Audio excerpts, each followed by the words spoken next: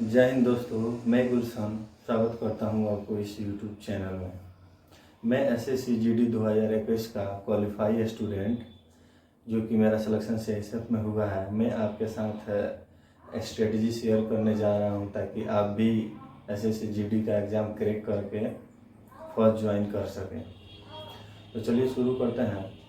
जैसे कि आप लोगों को पता ही होना चाहिए कि एसएससी जीडी का एग्ज़ाम डेट अनाउंस हो चुका है। 10 जनवरी से लेकर 14 फरवरी तक एग्ज़ाम होने वाला है। और अभी जैसे कि आपको पता ही है कि दिसंबर का मतलब लास्ट चल रहा है, तो टाइम ज़्यादा नहीं बचा हुआ है, तो एग्ज़ाम काफ़ी करीब है। तो इस समय का स्ट्रेटजी जो होता है स्टूडेंट का, जो क्रैक करना चाहते हैं उसका अलग होता है। जैसे हम लोग भी मतलब अलग अलग स्ट्रेटजी अपनाए हैं, तभी जाके आज ऐसे पोस्ट में सेलेक्ट हुए हैं। तो कुछ तो बात रही होगी ताकि हम लोगों को ऐसे पोस्ट मिली है, क्योंकि ऐसे पोस्ट एसएससी जीडी में अच्छी मानी जाती है, इसका कट ऑफ भी ज़्यादा जाता है। तो ये सब का स्ट्रेटजी हम आप लोगों के साथ शेयर करने जा रहे हैं। जैसे कि एग्ज़ाम काफ़ी नज़दीक है, तो इस समय आपको कम से कम एक दिन में 2 मॉक टेस्ट मारना है, और हो सके तो एक ऑनलाइन और एक ऑफलाइन टेस्ट आपको मारना है। देखिए, ऑनलाइन टेस्ट मारने से हमको प्रॉपर, जैसे आपको पता होना चाहिए कि 80 क्वेश्चन है, एक क्वेश्चन 2 नंबर के लिए है और उसका 60 मिनट टाइम दिया है, तो आप प्रॉपर 60 मिनट में 80 क्वेश्चन को अटैम्प्ट कीजिए और फिर देखिए कि आपका टाइम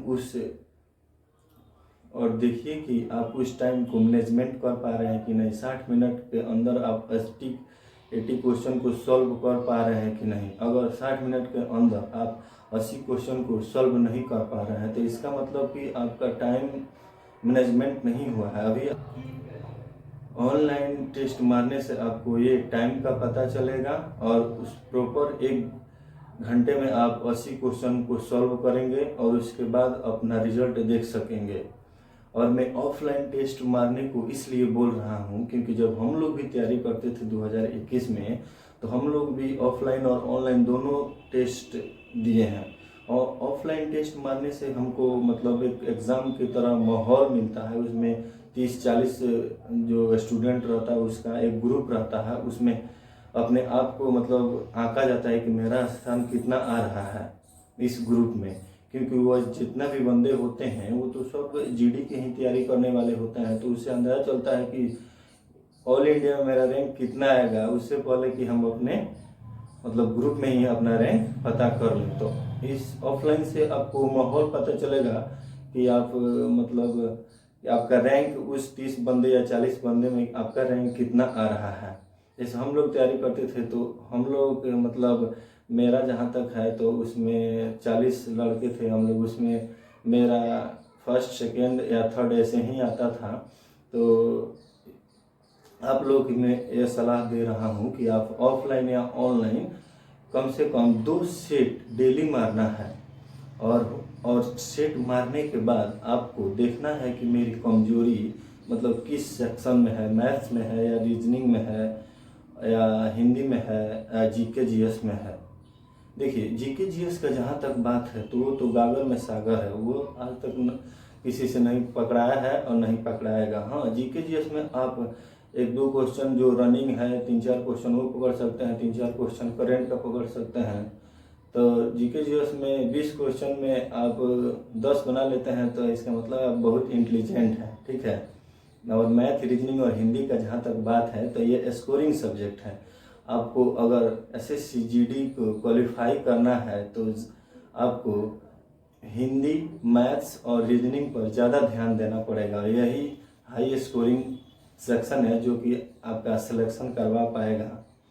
तो आप टेस्ट मारिए और देखिए कि उसमें मेरा मतलब वीक सेक्शन मैथ्स है या रीजनिंग है या हिंदी है, और उस क्वेश्चन को जाके देखिए कि आप ये क्वेश्चन जो है मतलब मेरा किस, जैसे मैथ्स का है तो मैथ्स का जैसे मेरा किस चैप्टर में से ये क्वेश्चन है जो मुझको मतलब नहीं आ रहा है या कोई मिस्टेक हो जा रहा है बनाने में या कोई कंसेप्ट भूल गए हैं, तो आप उस चैप्टर को फिर से जाके यूट्यूब पर सर्च करके या अपना नोटबुक उठाइए या फिर कोई भी आप बुक उठाइए जिसको आप फॉलो करते हैं, वो बुक उठाइए और उसमें उस टाइप के क्वेश्चन को सॉल्व कीजिए। तभी जाके नेक्स्ट टेस्ट में आप अच्छे परफॉर्मेंस कर पाएंगे। बहुत सारे लड़कों का ये कन्फ्यूजन रहता है और ये ही वो मिस्टेक करते हैं कि टेस्ट मारते हैं और फिर हटा देते हैं, टेस्ट मारे स्कोर देखे फिर हटा दिए, फिर नेक्स्ट ले आते हैं। तो ऐसे में सिलेक्शन नहीं होने वाला है मेरे भाई। ऐसे में आप लोगों को नहीं मार्क्स बढ़ेगा और नहीं आप अच्छे परफॉर्मेंस कर पाइएगा। तो ऐसे आप डिमोटिवेट होइएगा। इससे बेहतर है कि आप 2 टेस्ट मारिए और टेस्ट को अच्छे से एनालिसिस कीजिए, तभी जाके आप एक अच्छे मार्क्स गेन कर पाएंगे और आपका सिलेक्शन होगा। क्योंकि आपको मालूम होना चाहिए कि सरकारी नौकरी का कंपटीशन कितना हार्ड है और इस दौर में बहुत मुश्किलों से सरकारी नौकरी मिल रही है। तो उम्मीद है कि ये बात आपको समझ में आई होगी।